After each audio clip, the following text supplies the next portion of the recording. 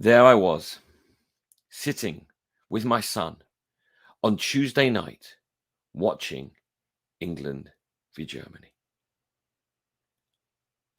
And I wasn't confident.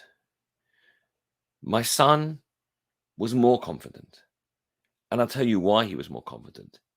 He hadn't been through the pain of 1990, the pain of 96, the pain of 2010, when Germany always beats England when it comes to knockout stages of a major football competition.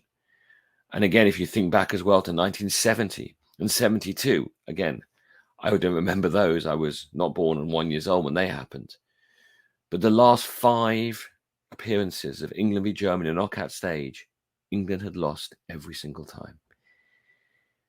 But my son didn't have that sense of foreboding. He was born into a world where England was starting to get better. England was starting to win, got to the semi-finals of the last World Cup.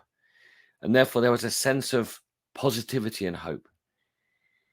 And in the end, of course, we celebrated together, father and son, as England triumphed 2-0 over the old enemy.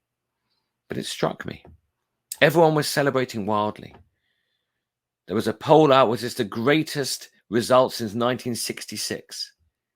At least they said since 1966. Why? Because that's when we won the World Cup. Here we won a last 16 match. We're just in the quarterfinals. Now, of course, I think it means that was the biggest step. The quarterfinals, semifinals should be easier. But still, it's just a step on the journey. And it got me thinking about the time period we're in. Shivas B'Tammuz, Tisha B'Av, the 3 weeks. 3 weeks of mourning. 3 weeks of remembering what this time period was like for us in history, and in general, remembering the time periods in history that have been so tragic to us. And so much of that tragedy is linked, almost completely linked, to the destruction of Beit Rishon and Beit Sheni by the Babylonians and the Romans.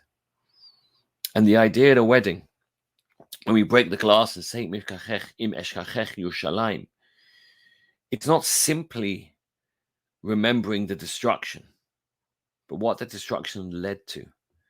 Our divorce from our land, our separation from that land, our wandering the globe with nowhere to find a place to call home, with persecutions throughout the generations, with pogroms, with ghettos, and of course culminating in the Holocaust in Nazi Germany. But during that time, people kept on hoping, kept on praying. Every single day we prayed that Hashem should bring us back. When we say Tachanun on Mondays and Thursdays, and you read the heartfelt tefillot of the rabbis that wrote Tachanun 2,000 years ago, the time of the Roman period, a tragic prayer which speaks about the destroyed Yerushalayim, speaks about the disgraced or tremendously downhearted Jewish people, what we're going through, what we were going through under Roman exile. Horrendous. And you read that today in 2021, and you read it every Monday and every Thursday, and you say to yourself, that's not the reality, thank God, anymore. We're not a downtrodden nation wandering the globe, because in 1948, we came back. They say football's coming home. That's when the Jewish people came home. But as I've said many times in these broadcasts and in my writings, we don't believe this is it. 48 wasn't Yimot HaMashiach. It wasn't the Gula Shalema. It was Achalta de Gula, the beginning. And then 67 was even further. And now, in the modern era, the peace treaties with the United Arab Emirates, with Bahrain, of course, with Jordan and Egypt going back into the 80s and 90s. You realize things are happening. And of course, they're surrounded as well. And this is what we need to remember on Tisha B'Av. The tremendous rise in anti-Semitism, the tremendous rise in hatred on the far left for Israel, and things that worry us in this country, in America, tremendous things to worry us. But we've got to see the bigger picture. We always have to see the bigger picture and realize that we are on a journey in the same way that England celebrated crazily yesterday for winning what seemed to be just one step on the way to winning the major tournament.